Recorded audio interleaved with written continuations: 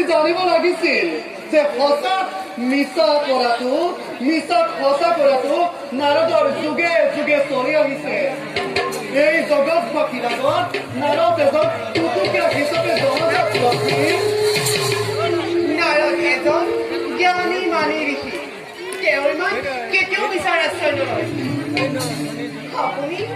আপুনি মোক প্ৰতাৰণা কৰিছে এই পৃথিৱীত ব্ৰহ্মাণ্ডৰ নাম সৰস্বতীৰ সমান আৰু শিৱৰ ভাৰ্য পাৰ্বতীৰ সমান জ্ঞানী মানি সুন্দৰী নাৰী অন্য কোনোৱেই নাই সেইবাবে লক্ষ্মীৰ সেই ক্ষমতা আছেনে নাই তাক প্ৰমাণ কৰিছো আৰু প্ৰতিদ্বন্দ্বী ৰূপে থিয় দিছো যদি ক্ষমতা আছে তাৰ প্ৰতিৰূপ কৰক তুমি দম্ভে তুমি গৰ্বিতা তুমি আজি বিষ্ণু প্ৰিয়া লক্ষ্মী নোহোৱা তুমি কোনোবা দানৱী ইয়াৰ পৰিণাম কি হ'ব পাৰে তুমি এবাৰো ভাবি চোৱা নাই লক্ষ্মী তুমি এবাৰো ভাবি চোৱা নাই পৰিণামলৈ ভয় কৰি সেই লক্ষ্মীয়ে কৰ্তব্যলৈ আগবঢ়া নাই লক্ষ্মী বিষ্ণুৱে বুজক এই লক্ষ্মীক অৱহেলা কৰাৰ পৰিণাম কি ভীষণ হ'ব পাৰে ভুল লক্ষ্মী তুমি ভুল পথে পৰিচালিত কৰা ইয়াৰ পৰিণাম অতি মৰ্মান্তিক হ'ব এদিন নহয় এদিন ভীষণ সংকটত পৰি উদ্ধাৰ পাবলৈ থাকিব লাগিব সেইদিনা তোমাক সহায় কৰোতা হিচাপে কোনো নাথাকিব লক্ষ্মী কোনো নাথাকিব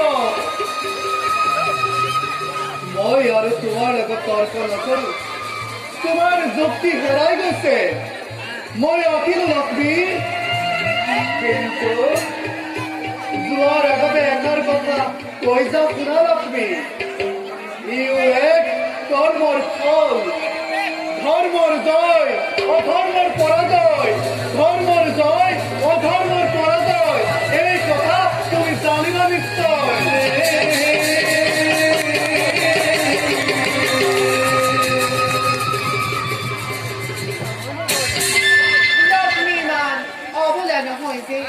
কাৰোবাৰ চাতুৰি কথাত ঢল যাব মহাপলয়ত পৃথিৱী ধ্বংস হ'ব আৰু এখন নতুন পৃথিৱীৰ যাতে সজগ নহয় তাৰ প্ৰতি লক্ষ্য ৰাখি মই ভীষণ দৈত্যৰ সৃষ্টি কৰিছো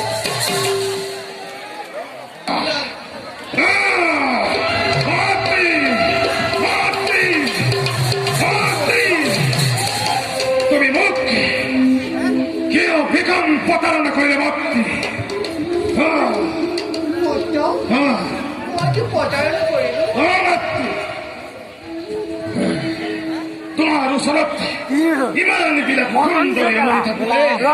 তুমি কি দিছিলা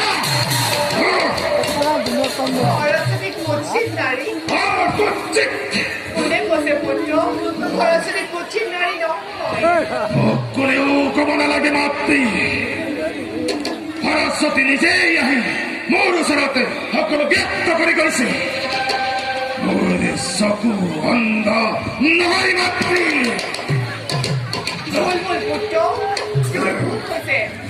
সৰস্বতী কঠিন নাৰী নহয় এই জগতৰ ভিতৰত সৰস্বতীৰ সমান জ্ঞানী মানি সুন্দৰী নাৰী অন্য কোনোৱেই নাই যাৰ ৰূপৰ বৰ্ণনা কৰি শেষ কৰিব নোৱাৰি সেই সৰস্বতীক তই কঠিন নাৰী কি কৈছ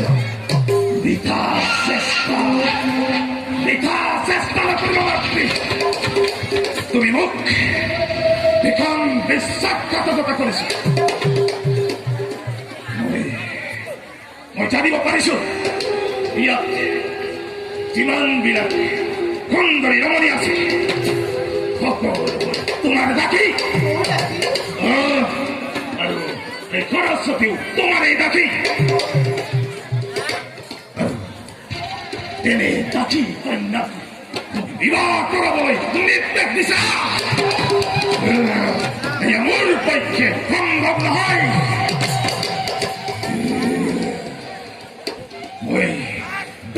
বিয়া কৰালে চিৰদিন তাকৈ জীয়াই থাকিব। নাই নাই পুত্ৰ, মোৰ কোনো দাম থাকি নাই। এইবোৰ সকলো মিছা। মিছাকে ভুল নাযাবি পুত্ৰ, নাযাবি। সঁচা মিছা ই একো নাজানে। ইজনে মাথো কৰ্তব্য নিজৰ ন মত দিব বিখন প্ৰতিজ্ঞা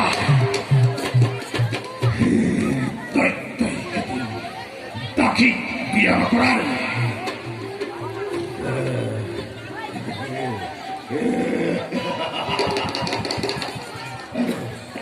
মইতো তোমাৰ গৰ্ভজাত সন্তান নহয়।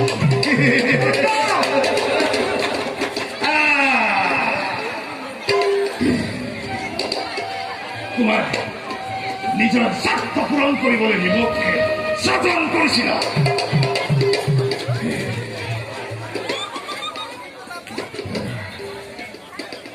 এতিয়া মোক তুমি প্ৰতাৰণা কৰিছা। মই জানিব পাৰিছো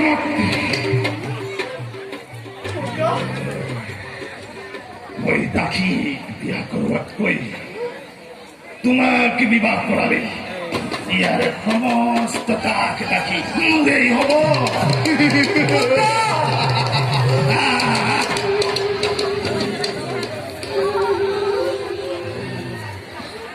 সাৱধান পুত্ৰ, কোন মুখে তই এনে বাক্য কৰিলে উচ্চাৰণ? তোৰ মুখ চাব নাপায়। তোক স্বজন কৰি মহা ভুল কৰিলো। দেৱ সমাজলে কলংক আনিলো। ভুল কৰিলা মাতৃ, তুমি ভুল কৰিলা।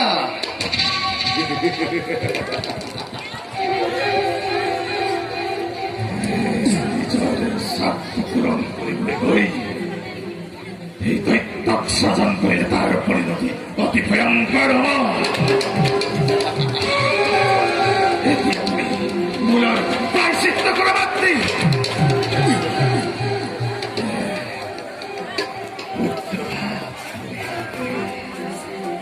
চিৰদিন মোৰ মুকুল মাজত জিৰণি লোৱা। আহা লক্ষ্মী আহা।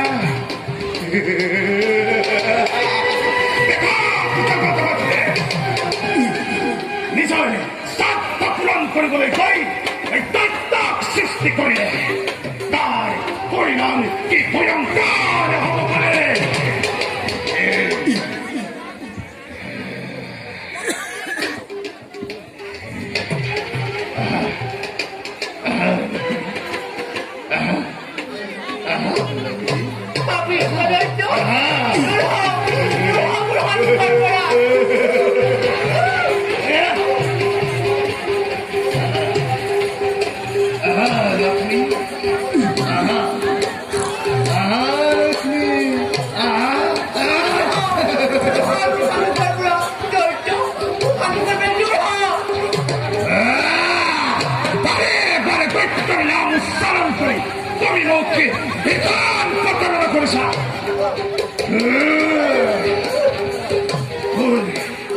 কথাটো যদি তুমি মান্তি নোহোৱা তেনেহলে বলপুৰ পাক তোমাক মই হৰণ কৰি লৈ যাম।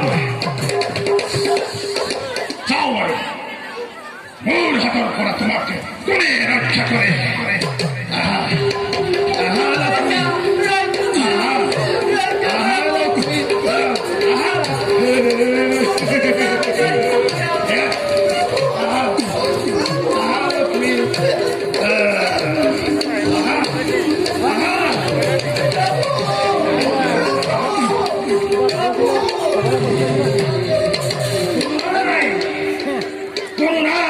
তোমাকে ৰক্ষা কৰিবলৈ কোনো নাই। এইবিলাক মাল